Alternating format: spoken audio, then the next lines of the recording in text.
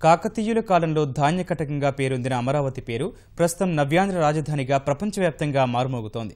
విశాలమైన కృష్ణానదీ తీరంలో నీలిరంగును నిత్యం అలరారే పంటలతో పచ్చదనాన్ని పరుచుకున్న ఈ ప్రాంతానికి ప్రభుత్వ నిర్ణయంతో మహార్దశ పట్టింది. సంస్కృతి సంప్రదాయాలు ఉట్టిపడుతూనే భవిష్యత్తులో ప్రపంచస్థాయి ఆధునిక నగరానికి ప్రతీకగా నిలవబోతోంది. కృష్ణా తీర ప్రాంతంలో గత వైభవాన్ని, శిలా శాసనాలను ఒకమారు పరికిస్తే వేల ఏళ్ల నాటి ఔన్నత్యం కళ్లకు కడుతుంది.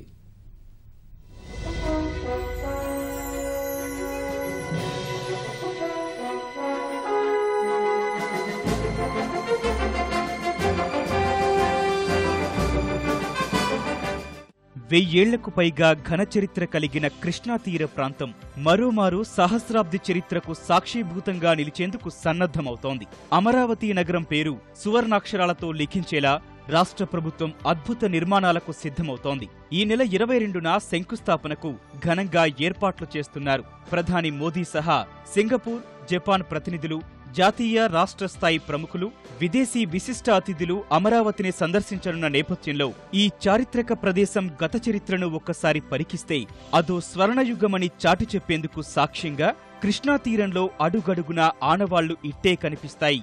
కృష్ణా జిల్లా నుంచి గుంటూరు వైపు నదీ తీరం వెంబడి నడిస్తే ఈ ప్రాంత చరిత్ర ప్రస్ఫుటమవుతుంది.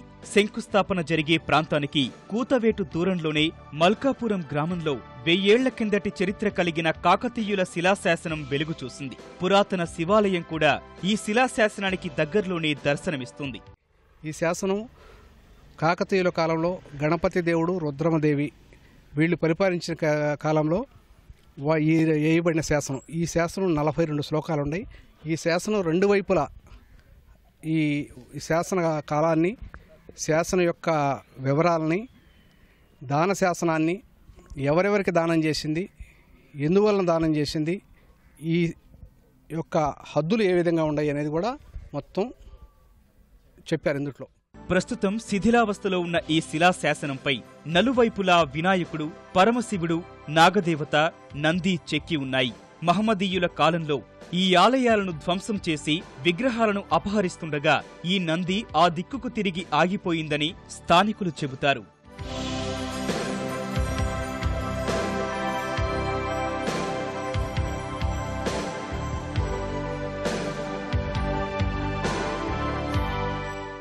దగ్గరలో ఒక శిథిలావస్థలో ఉన్న గుడి ఉంది.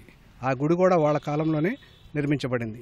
అందుట్లో ఉన్న శివలింగాన్ని దొంగలు ఎత్తుకెళ్తుంటే అటు కృష్ణానది మీదుగా తీసుకెళ్తుంటే అమరావతి వద్ద వాళ్ళని పట్టుకుంటం వల్ల ఆ శివలింగాన్ని అక్కడ పడేయటం వల్ల అక్కడ అమరావతి శివలింగం అమరేశ్వర ఆలయంగా ప్రసిద్ధి చెందింది.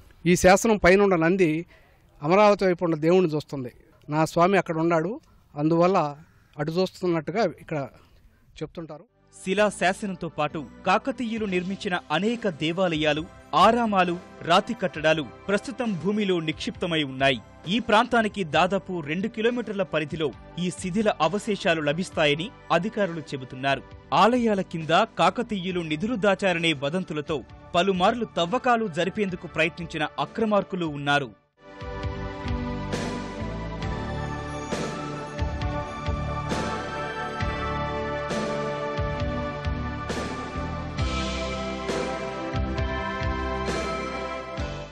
చాలామంది దుర్మార్గులు వచ్చి దీని కింద నిధులు ఉండే ఎద్దిస్తామని మమ్మల్ని బెదిరించేవాడు. ఇంతవరకు ఆ గుడిని ఫాలో నేను, నా భర్త, మా పిల్లలు, ఇక్కడ వాళ్ళందరూ కూడా ఈ గుడిని జాగ్రత్తగా మేము డెవలప్ చేసుకుంటూ వచ్చాం. ఈ శిలాశాసనం పునరుద్ధరణ, ఆలయాన్ని పునర్నిర్మించేందుకు పురావస్తు శాఖకు తెలియజేసినట్టు అధికార యంత్రాంగం స్పష్టం చేస్తోంది.